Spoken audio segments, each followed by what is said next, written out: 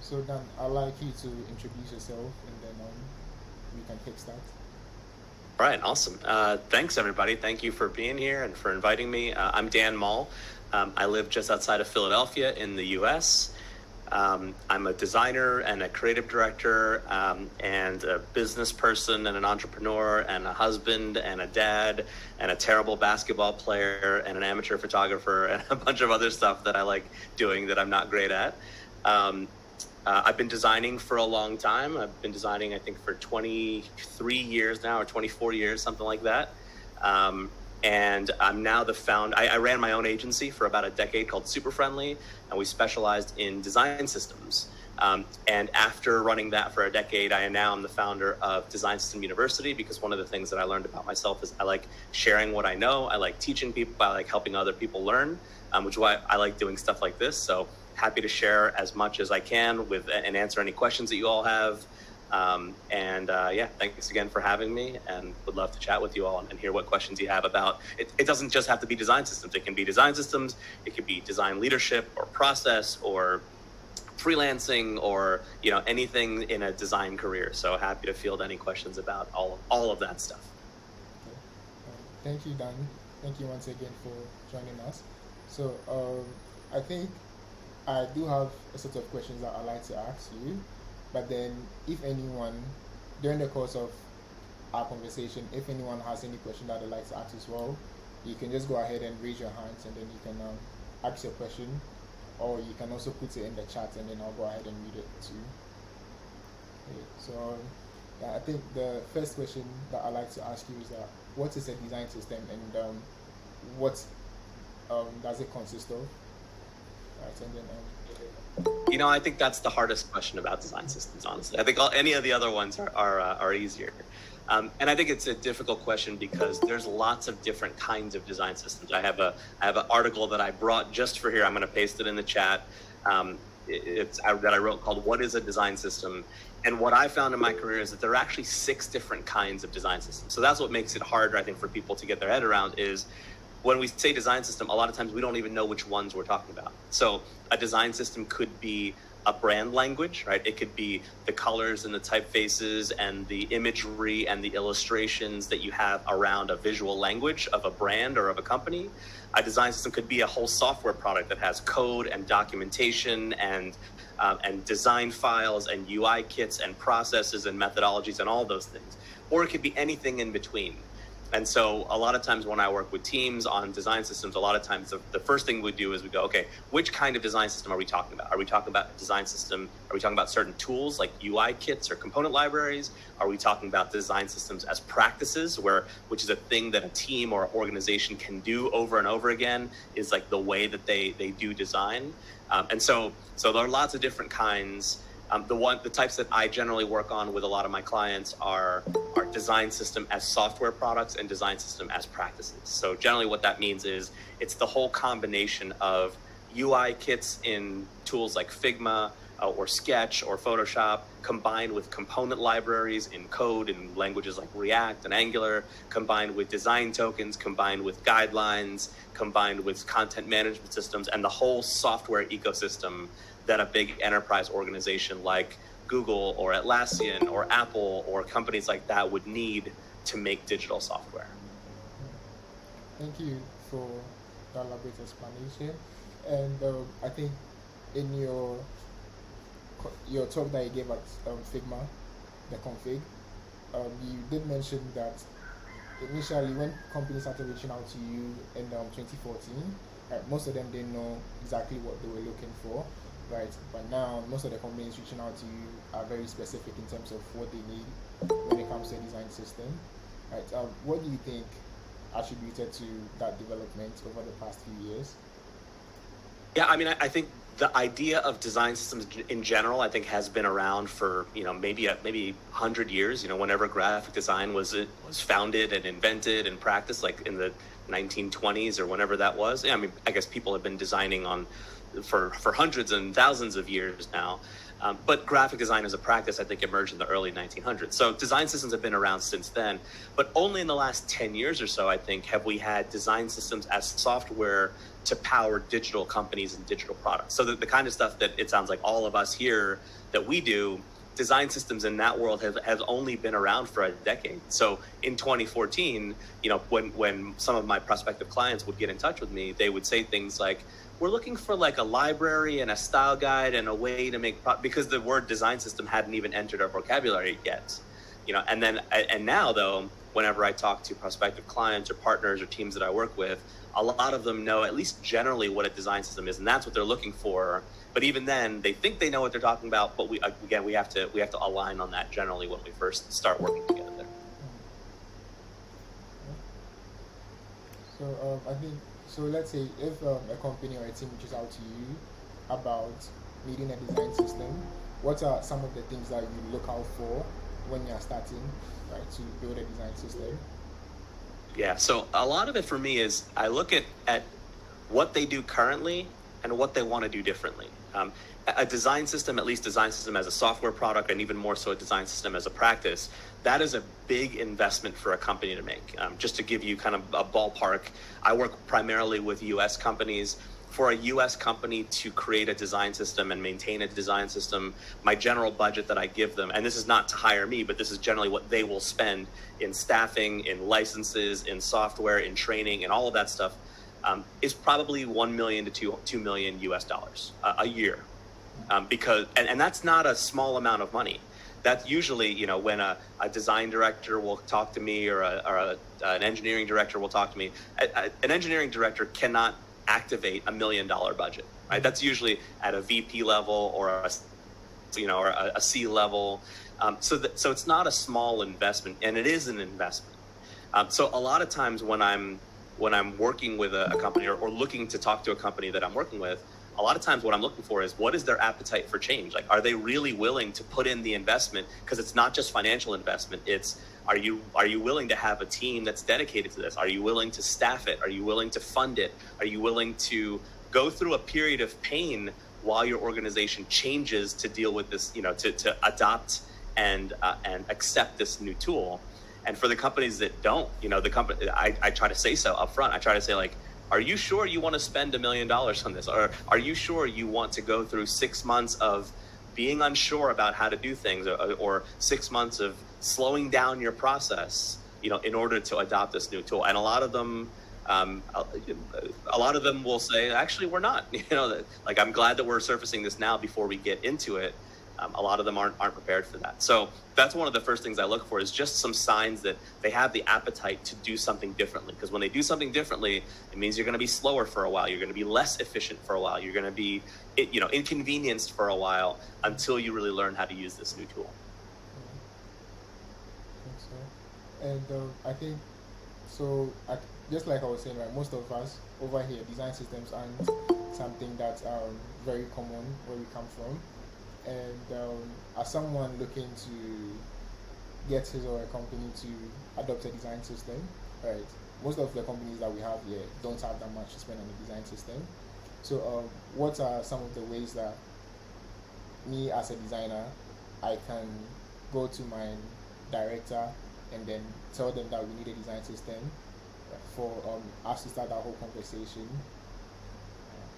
Yeah, the thing that I suggest, especially to lone designers or lone engineers, or sometimes it's like a group of people, like a designer and engineer, or a designer and a writer, or something like that, who want to have a design system, is my biggest piece of advice is make the system first before you ask for funding for it, or before you ask for buy-in for it. Because if you go to your VP of design, or your, whatever the design leader or engineering leader is at your company, and you ask for something that hasn't been made yet, you're basically pitching vaporware. You're saying, like, we want to invest in something that we don't have yet.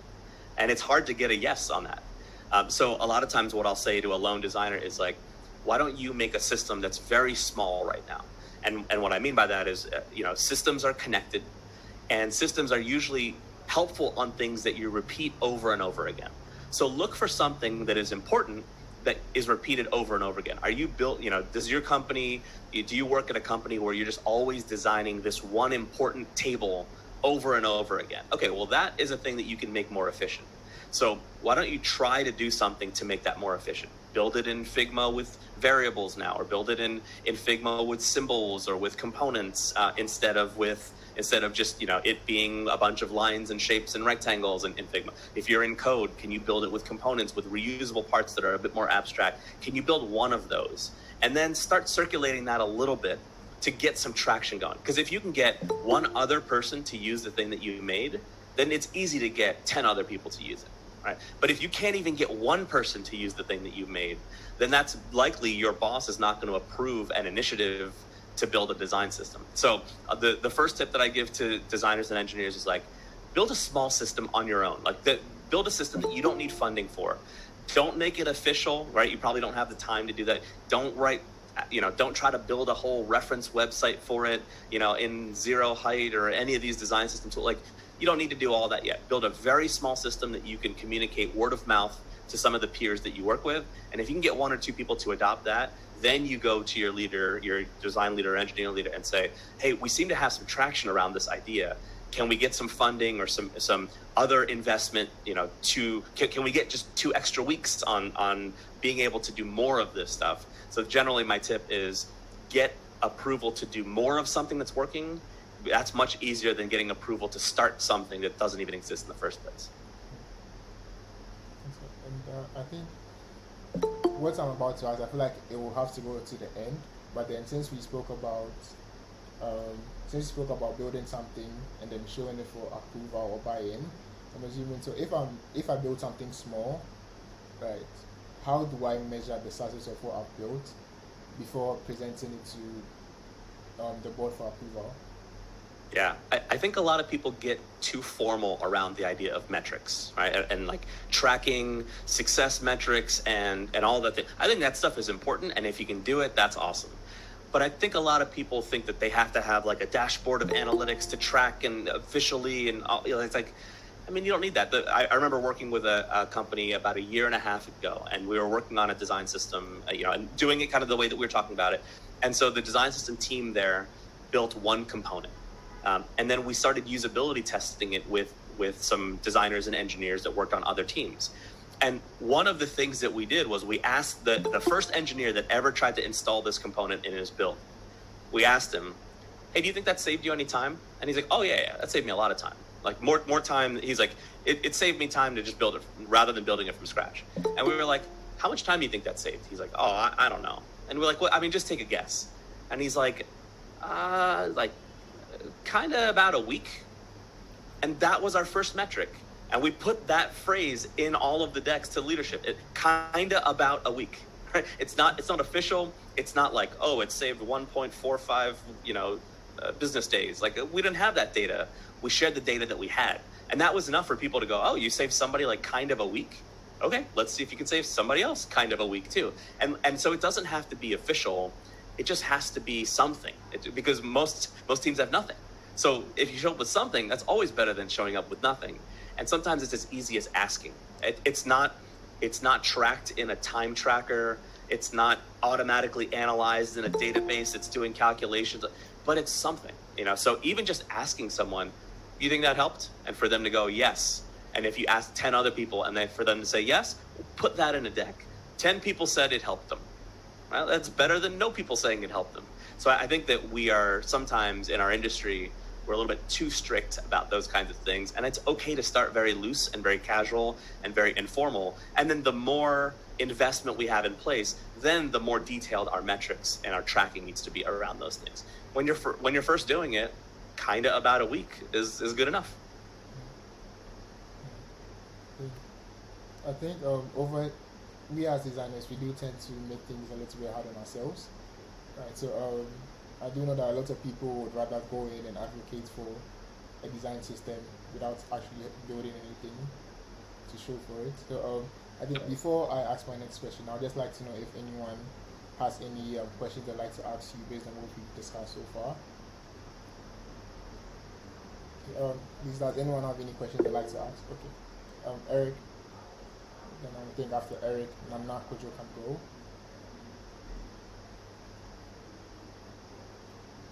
Yeah, thank you so much, Ivy. I guess I have 2 questions, but for now I'll throw in one. So Danmo, do you think design systems drive innovation, or does innovation end with design systems? Thank you for that question. I love that question. I think there's a sweet spot with design systems, and it's hard, and it's the narrow sweet spot. I just tweeted about this earlier today. It's very easy to make a design system that is over restrictive. And if it's over restrictive, then it restricts innovation, right? If the design system is over prescriptive, if it says too specifically what you can and can't do, then you're just coloring in, coloring in the lines. If the design system is too flexible and you build anything you want by configuring and composing and assembling and all, well, it's not that much better than just designing something from scratch. So there's a sweet spot in between too restrictive and too loose, too flexible, and I think that's where good design systems sit. And it's hard to make one of those. It takes a while. It takes some dialing in.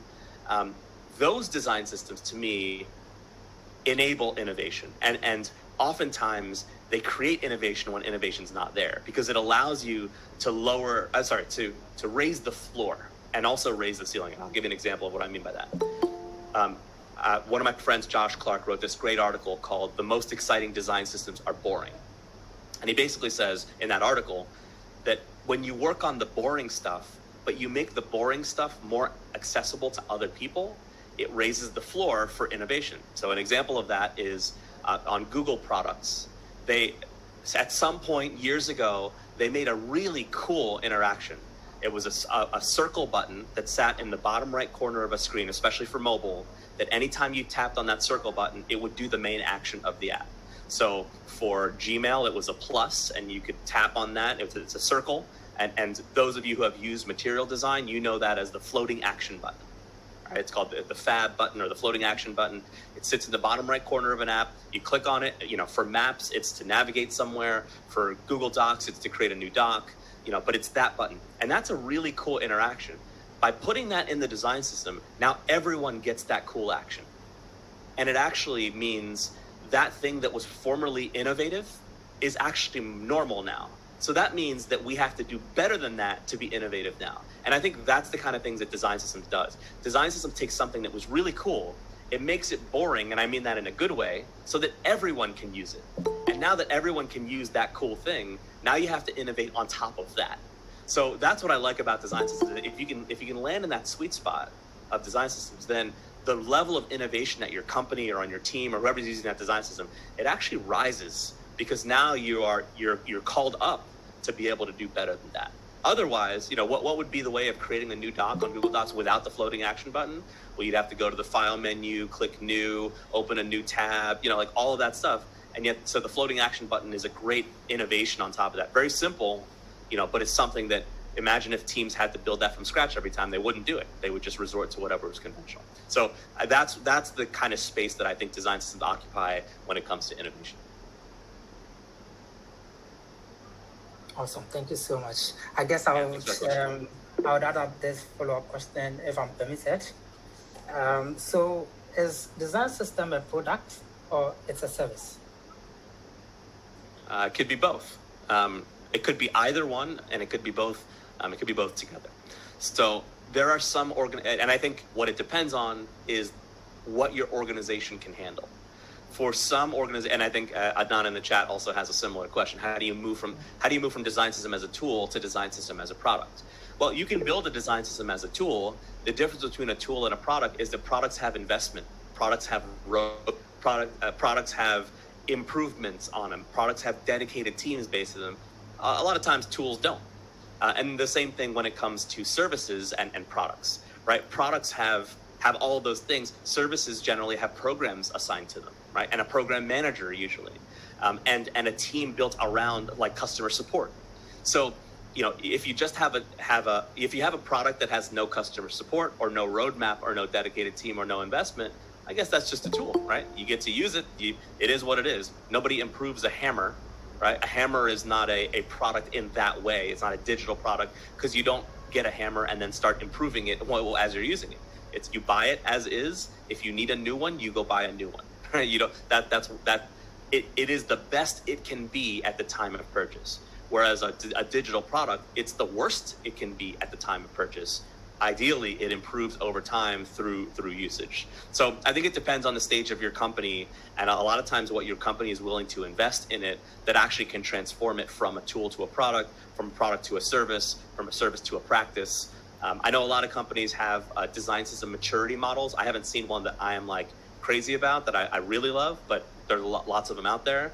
And I think that a lot of times your company can move from stage to stage in their maturity of the design system just based on the amount of investment they're willing to put into a design system.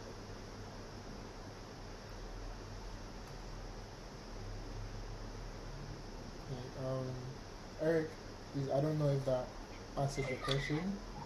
Yes, that seals the question. Thank you so much, Ranmo. Okay. So, I think Ife Oluwa has his hands up, so if you can unmute and then ask your question. Yeah, thank you very much, Dan.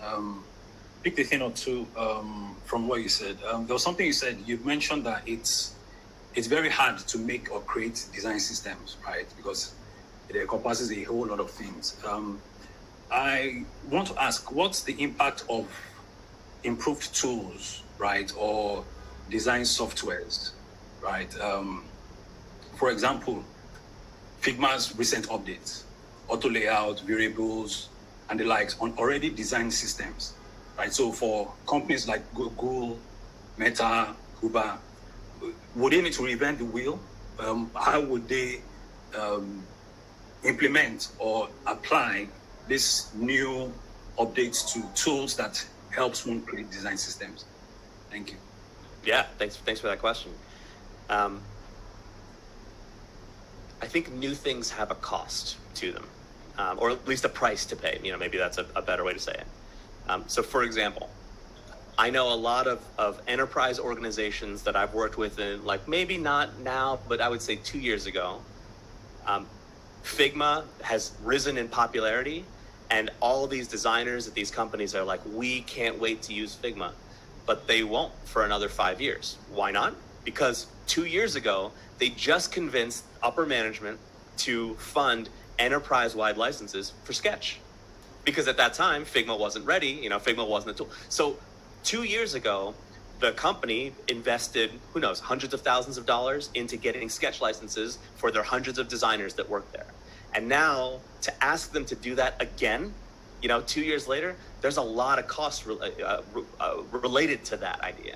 So they're just not going to do it because they're locked in, and there's nothing forcing them to be there. It's just not an efficient move to move so quickly off of a tool that they just got on, because there's also not just the licensing costs, but there's training, there's support, there are features, there's interacting with sales teams, like all of that stuff is part of why that thing does or doesn't work at an organization. And so I think that thing takes time. Another version that doesn't cost money but takes time is any organization that's gone through agile transformation.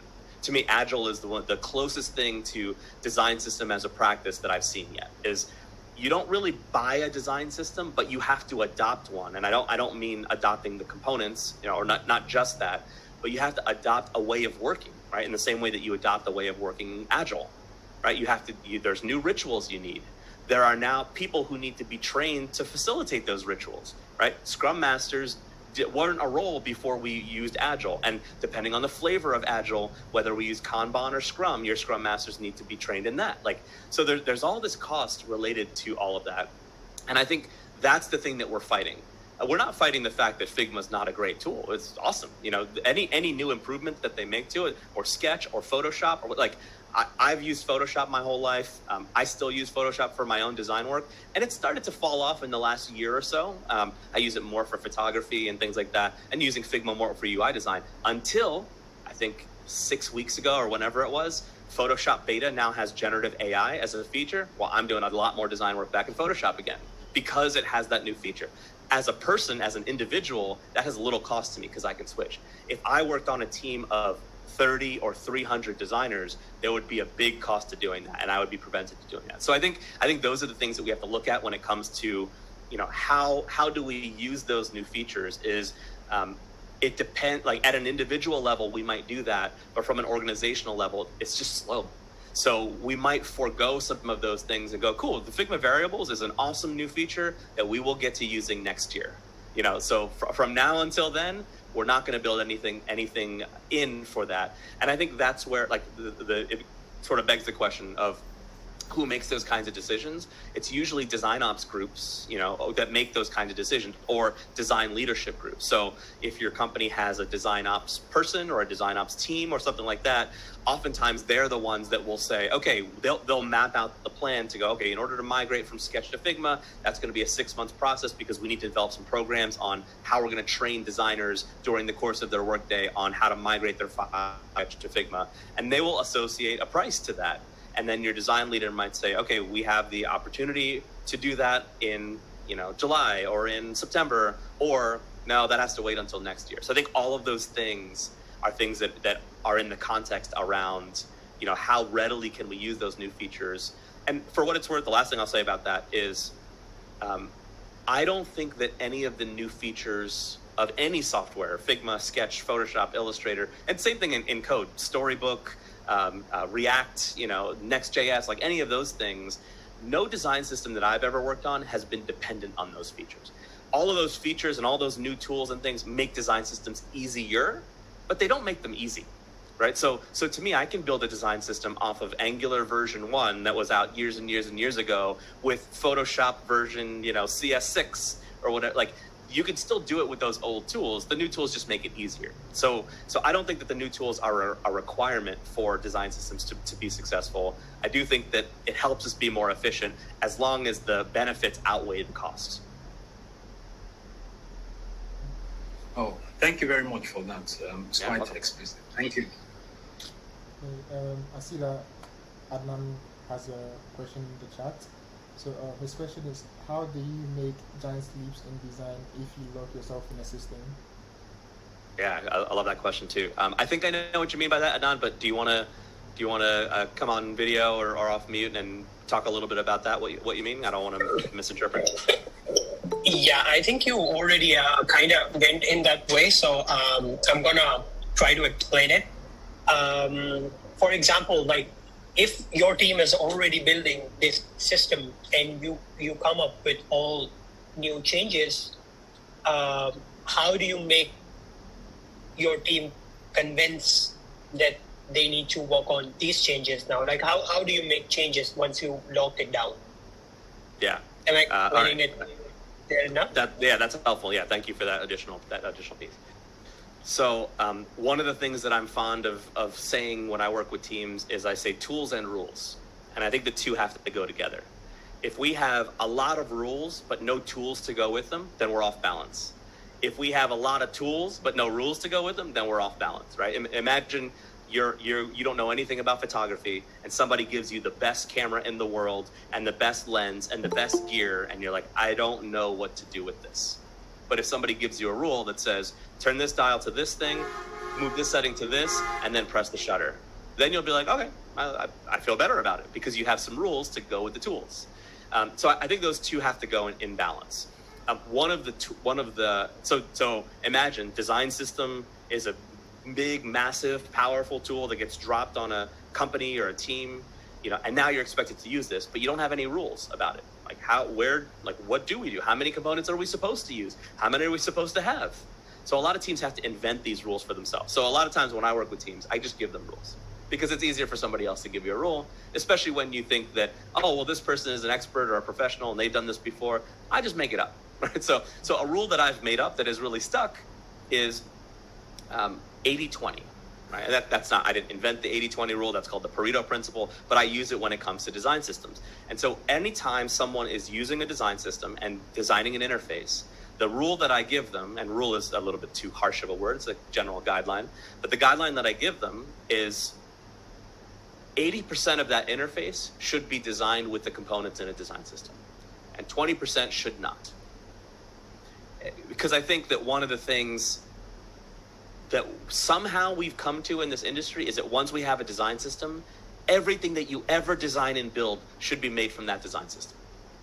And it's like, but if we did that, we would never have anything to contribute to the design system, right? Like how then would our design system grow if we have to build everything with everything that's already in the system.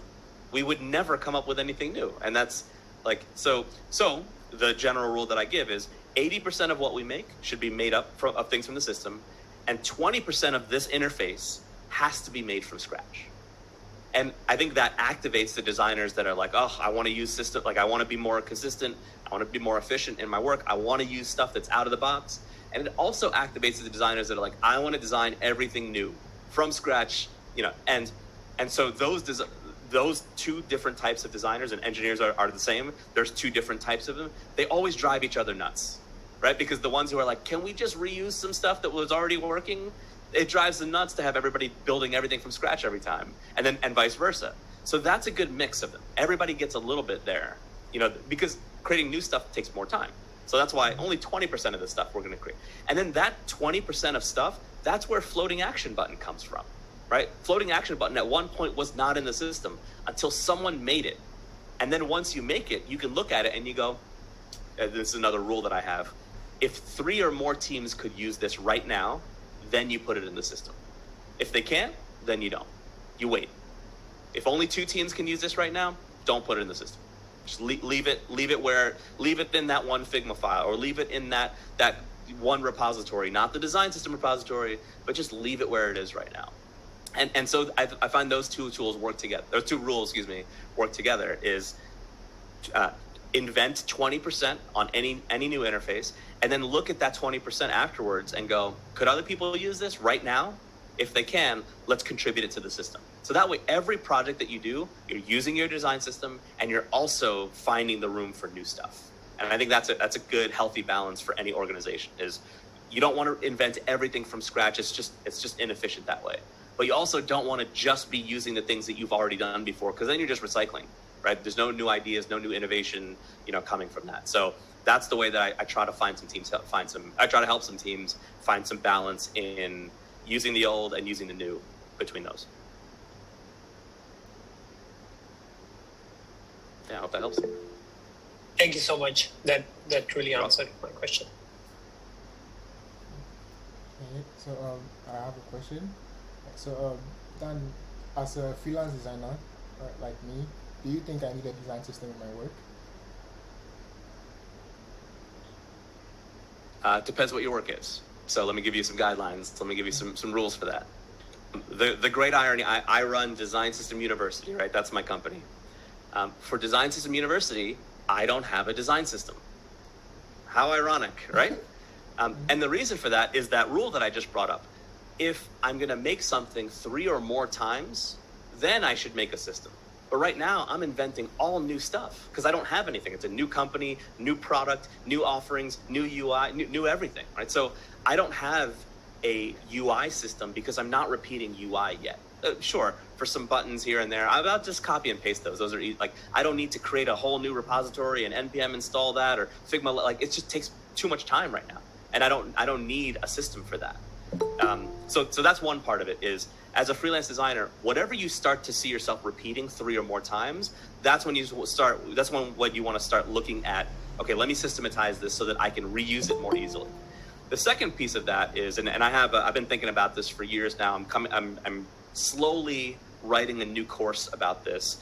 Design systems for freelancers, agencies, and studios. Right, so that's a coming soon course on Design System University. That's probably at least a few months out, if not, next year sometime. But a design system for a freelancer or an agency is different than a design system that an in-house organization would have. Like if you work at Google or Salesforce or Apple or and the reason that it's different is because as a freelancer, eventually you are going to disconnect whatever you make with the system. Right? You make a website for a client or an app for a client. You can make that with the things in your system, but eventually you're going to detach it and give it to them. Yeah. And sometimes you might detach the whole system and give them the whole system that they have to reattach to something. And so to me, systems are connected. That's what makes it a system. And so something that is designed to be disconnected, is it really a system? I'm like, well, I mean, I'm getting into semantics here, but I think it's at least a different kind of system. I tend to call those boilerplates. I don't call them a design system because I think a design system is typically more popularly a software product that an enterprise organization uses in-house, for all their designers and engineers. Something that's designed for a client, I think that's a boilerplate or a starter kit, or I try to use some other words around that resemble a design system. But at some point, because I have to transport it, it's different. It would be the difference between saying, and I've never thought about this analogy until right now, so thank you for this question. It's a difference between creating a garden, which I've heard a lot of really good stories and analogies of a design system as a garden. I think that's a really good analog. It would be the difference between planting a garden and having a plant or a tree in a pot in your house that you're going to put in another pot, right? Like the way that you would take care of those are very different. You wouldn't plant a garden in your house if you knew that you were going to move things, right? You would plant them differently. You would make sure that your timing would be different. The way that you would water it would be different. Where you place it in your house would be different. Whereas if you're planting outside in a garden, you can do things to your garden that you wouldn't do inside, and you would do things inside that you wouldn't do to your outdoor garden. So to me, the boilerplate that you're making as a freelancer, as a studio, or as an agency, that's designed to be transplanted. And so I think the care of that is a little bit different than caring for an in-house tool that designers and engineers that work at that company are expected to use. Thank you. So I think my next one is based on companies, right, or enterprises that have design systems. What are some of the challenges that these or designers that work in these companies tend to face that make the design systems that they're building fail?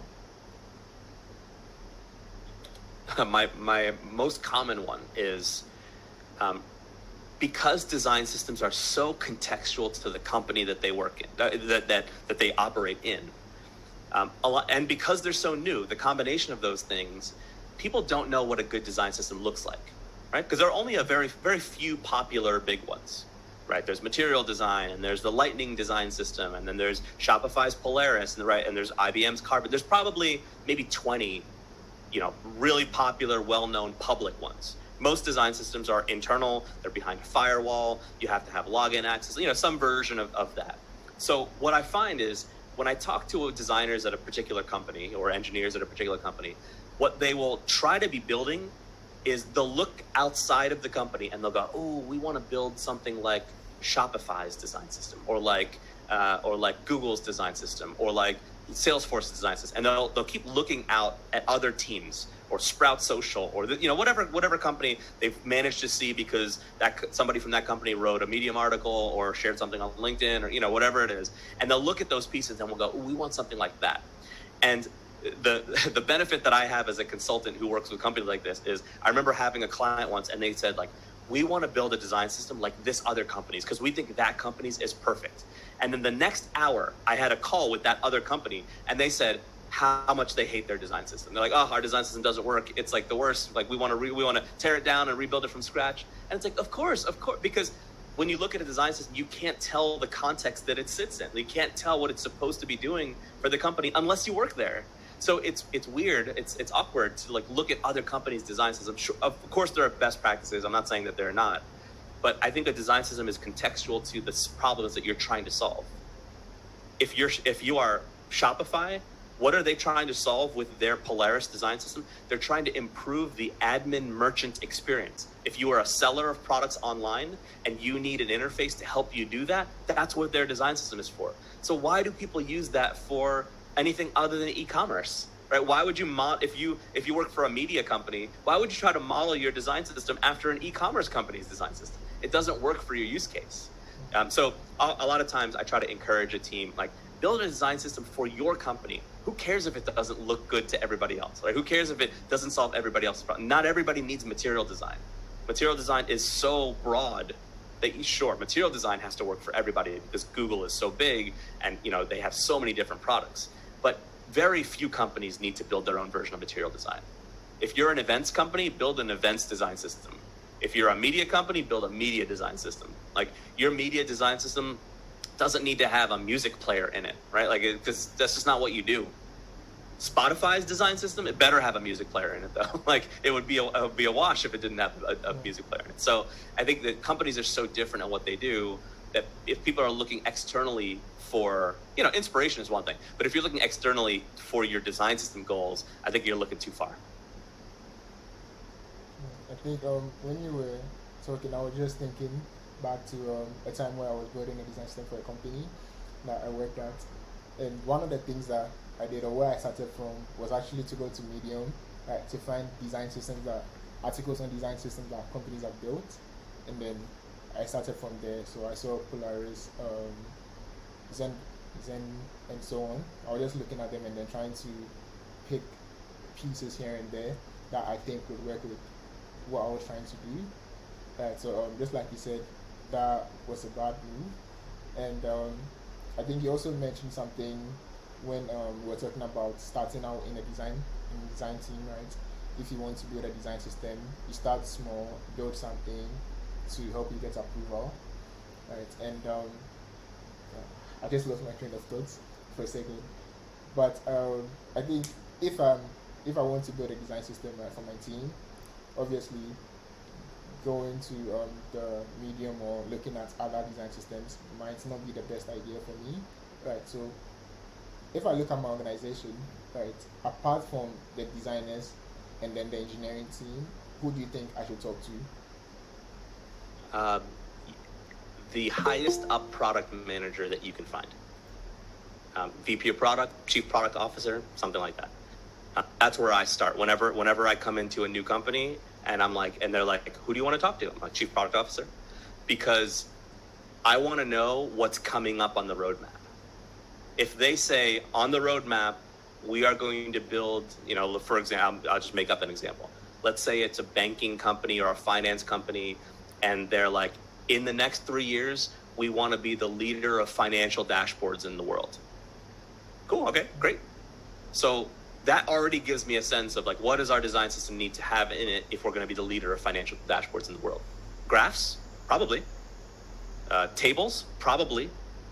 Some sort of navigation schemes like vertical nav that you see on a lot of those financial dashboards? Probably that. Some buttons, of course. Some of the general stuff for sure, but I'm more focused on the more specific stuff. So what would I do right now? I would focus on finding a charting library, because that's going to be the thing that's our competitive advantage. So if our design system can accelerate our competitive advantage, then my design system has less likelihood of being defunded. Right? No. Well, our charting library is based on our design system. So if you get rid of our design system one day, you're getting rid of our competitive advantage. That's the case that I want to make. I want it so that our design system, you can never get rid of it, because if you get rid of this, you get rid of the heart of the company's digital product. If a design system is just buttons and forms, you can get rid of that easily, right? The argument against that one is easy. Well, let's just use Bootstrap. Let's just use Material. Let's just use, insert popular UI kit framework. Let's just use Chakra. Let's just, all these open source amazing tools that are out there. If it's just buttons and forms, let's use those. Right, and Mike, to your point, everyone does that. What you just talked about, when you start your design system, you don't know where to start, so you go, I don't know. What do other people have in their design system? Oh, I guess they have buttons and tables and forms and cards and footers and headers and navigation schemes and toggles, and okay, I guess I should make those. So instead of starting there, what I want to start with is what's on our product roadmap, and what is the UI that gives us a competitive advantage on our roadmap, and then we can work backwards from there. If we're an e-commerce company, you know what I'm going to focus on? Product card. I'm going to make product card the best product card we could ever find for our company. Our products, our product is a 3D product and we need to show multiple angles. Well, great. I need a carousel in my product card. Material doesn't have that in it. You gotta hack Material to get that stuff. So I'm always looking at the product roadmap as closely as I can. Now, you can't always get a conversation with the chief product officer, right? Sometimes they're too busy. So is there a senior product manager somewhere, or is there some product manager that's been at the company for 8 years, that I could talk to, because maybe they don't have the official title, but they have just a good sense of how this company runs. I'll go and find them and spend time with them and just go tell me what's coming up, because if I can set my design system to meet the stuff that's coming up, that's the best case that you can make for the fact that your design system will stick around. Because it's not just UI at that point. It's not just, this is our standard UI stuff. It's our forms and tables. No, like a design system that has that one table that we do 90% of our business on. We sell that table, that data. Well, that's what I want my design system tied to that thing. So that's generally where I start. Is I start with the product roadmap.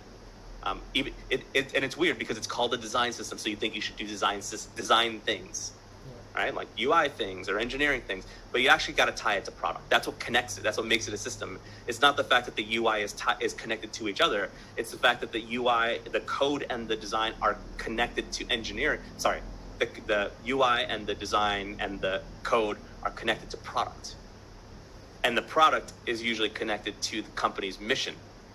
Right, so that's what you're latching onto. That's what you're trying to plant, so that the roots go deep on that kind of stuff. Sorry, I'm going long on this answer, but I get really excited about this kind of stuff.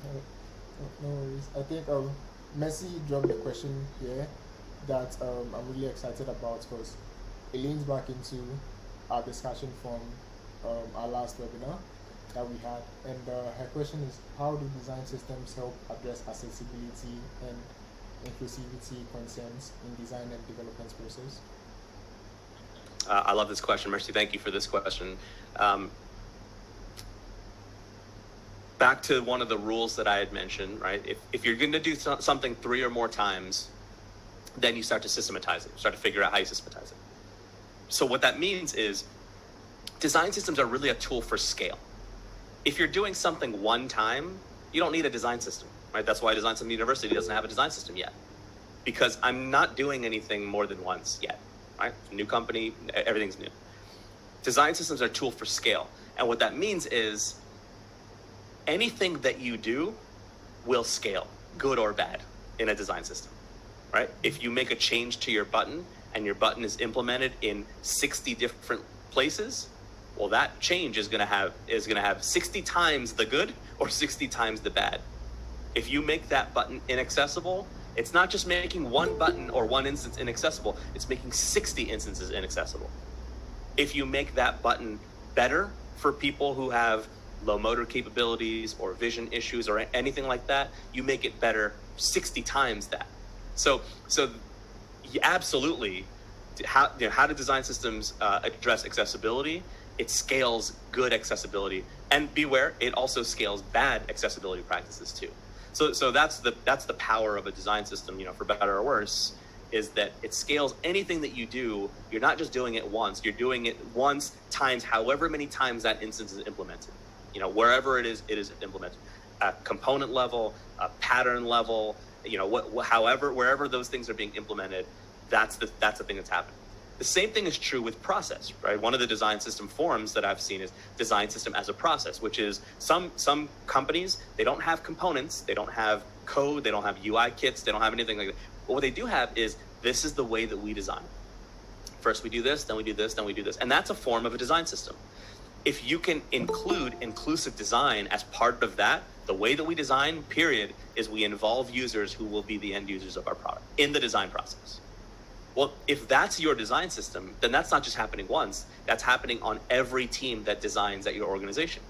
So to me, again, same thing there, because design systems are tools for scale, if you can build an inclusive design process or an inclusive design practice, and you scale that has massive benefits, right? Because that happens at scale. Then every team is doing things that way, right? Every team is figuring out how to localize at an early stage. Every team is figuring out how to address color contrast at an early stage. Every team is figuring out how to make interfaces keyboard only accessible at the earliest stages, not where accessibility usually is, which is a problem, which is at the end as a checklist. Right? Accessibility is not about compliance. Inclusive design is not about compliance. That's like the tip of the iceberg on it. That's the least you can do to make sure that something is accessible, not the most you can do. You don't get to the end of a process and then, go through your checklist, your WCAG 2.3 or whatever it is checklist, and then go, oh yeah, color issues, yep, did that. You can go through all of that stuff and still have an inaccessible experience to someone. But if you involve people from the beginning who are the kinds of people that you want to be using your products, they'll tell you, or from day one, from minute one, where the problems are before you even design anything. So I think design system as a process, if you can truly make that an inclusive design process, and that scales, man, very few organizations are actually doing that right now. It becomes a major differentiator.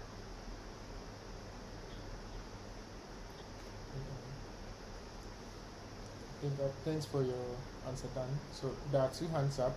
I'd like Nana Kojo to ask his question, and then after Nana Kojo, someone can ask his question. So Nana Kojo, if you could kindly unmute. All right, thank you very much. All right, I would like to ask, the discussion has actually been, so far, what I know about design system is, well, big tech companies are the ones currently investing in the design system. I don't know about the smaller or younger companies. Have there been an instance whereby you've worked with other young companies where you came in to help them out to have a design system? And what was the challenge, or how did you go about that? I think smaller companies can have design systems. I think one of the challenges with that is not anything about design systems themselves. It's just the fact that when we look at the popular public design systems, all of them are big and all of them are for big companies. So I think that makes us believe, okay, well, we have to be Google to have a design system. We have to be Apple to have a design system. We have to be Salesforce. We have to be Shopify. We have to be these kinds of companies in order to have that. And even if we're not, but we still want to have that, well, then our design system needs to have, I don't know what material design has in it now, 100 components. So everyone tries to build, okay, in order for us to have a design system, it has to have 100 components. That's ridiculous. Who can do that? How long has the material design team been working on material design? I think 11 years now. Right?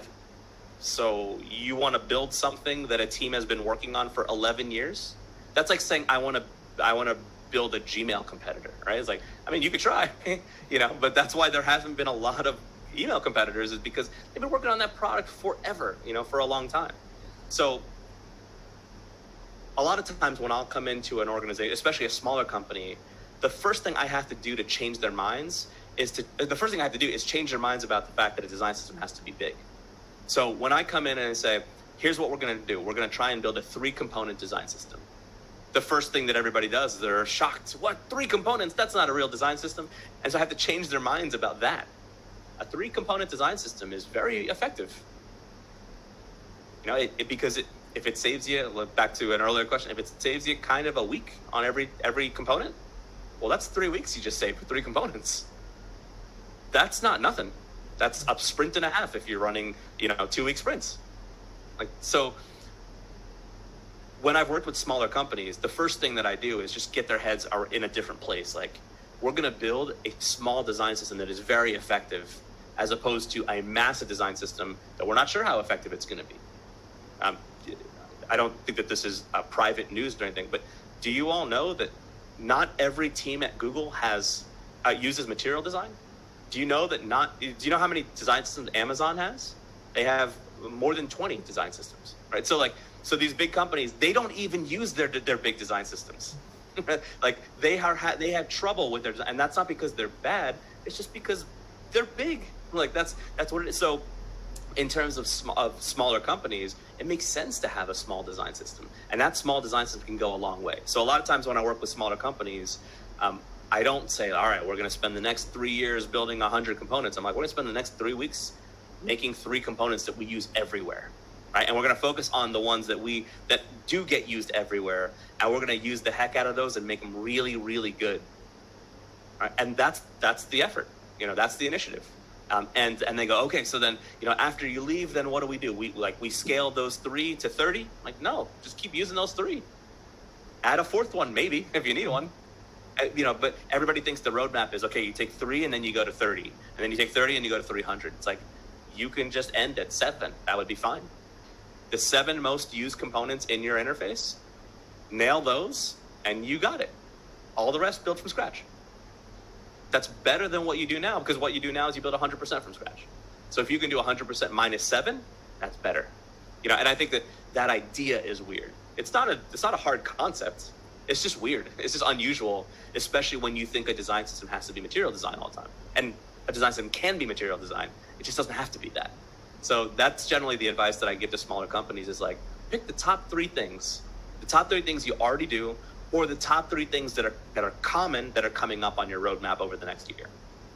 If you can nail those three things, that is a successful design system. So I think, in summary, I think we have to change our definition of success for what a successful design system looks like, and then we can go for something a little bit more realistic if we adopt that new definition.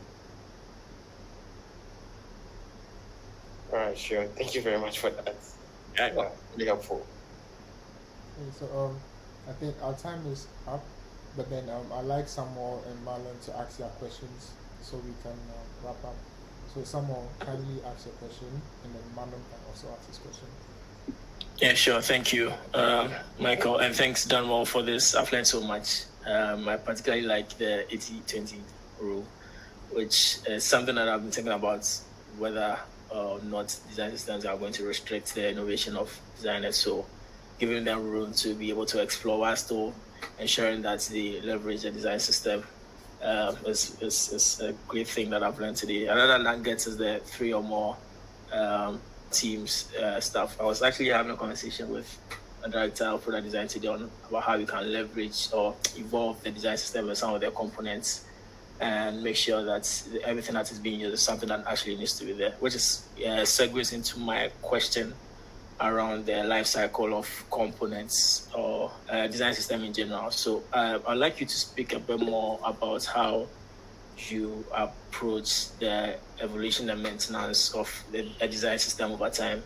So specifically, how do you make a decision on whether to evolve an existing component versus introducing a new one? Are there like a set criteria or a process that guides these decisions? Yes, I have a gigantic flowchart of what all the different decisions that make its way into this. A shameless plug, I'm writing a book about design systems. That flowchart will be in the book. It's based off of 2 other people's flowcharts, so you can go and search them right now. Iniali De Leon, I hope I'm saying her name correctly, she has a great flowchart. I think when she was working on the vanilla design system, so if you Google vanilla design system flowchart, I think that you can find it, of how to decide how to make changes to a component. The second one that I'll reference is Brad Frost also has a version of that he has riffed off of Iniali's flowchart. So Brad Frost, I think it's bradfrost.com is his website. If you look up Brad Frost design system flowchart or design system governance, you'll find that too. Mine is very similar to all of those. So there's a series of steps in order to do that. I'll summarize it to say like what the important thing is. And I forgot, I'm sorry if I didn't finish my thought. I'm writing a book. This flowchart will be in that book. The summary of it, the most important part of that is if 3 or more teams need that change, that same change, then change it. Until then, just log it. Like create a wiki or a Google Doc or a Confluence or wherever you keep notes, wherever you keep shared collaborative public notes, GitHub, wherever, and just log that there are teams that have asked for this request. So, for example, one of the common ones that I see a lot is the autocomplete component. Inevitably, somebody will say, can we support an icon in autocomplete? And I'm like, cool, that's a good request. We don't know that the system needs that right now, even though we acknowledge that you need that right now. So right now, the defined process for that in this flowchart that we've all agreed to is you all go make that change. We give you permission to make that change. Please do change it. Fork a version of this component, make your own. We would love to see it, but we're not going to roll that into the system yet because it's not ready. It's 3 or more. It doesn't follow our 3 or more rule. If another team then says, hey, we need that component, what you do the second time is you refer that team to the first team that did it. You go, hey, I think they did something really similar. Go get it from them instead. You might have to do a bunch of work on it, but maybe you'll only have to do half the work because they gave you a head start. You would have to do none of the work if it was the design system, but we're not ready for that yet. And then the third time somebody's requesting that same change, that's when you go, okay, we should make the change to our component. We could make it an optional change. We could make it a variant component. We could make it, or we could just build it right into the component as a default. That depends on whatever the criteria is. But it's that 3 or more thing, right? And that's defined in the flowchart. Is if we see a thing requested, the same thing requested 3 times, now it's a change that we need to make at scale. Until then, it's not a change that needs to be made at scale, and the design system works on only scale things. Like that's the way that we repel people from asking for every single change. When they say, hey, can you make this change? Is it a scale change? I don't know what that means. Okay, we know what that means, and it's not a scale change, so we're not going to make that right now. And of course, you could say it more kindly than I'm saying it, but I'm trying to be short here. So that's the way that generally I approach maintenance and how to make changes to a component is only make the changes that you need to make it scale. How do you know it's at scale? If 3 or more people are asking for it. Sammy, I hope that helps as an answer. Yeah, it helps so much. Thank you very much. Yeah, you're welcome.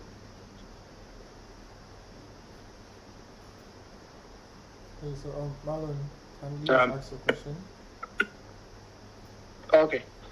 Thank you, Dan. Thank you, Michael. I joined a bit late. So lately I've been building a lot of design systems. So let me put it this way. I've been busy building a lot of design systems, but not necessarily adding more components or adding more things. So I don't know if you could say a design system is a reflection of or as a reflection or an execution of an organizational product or process.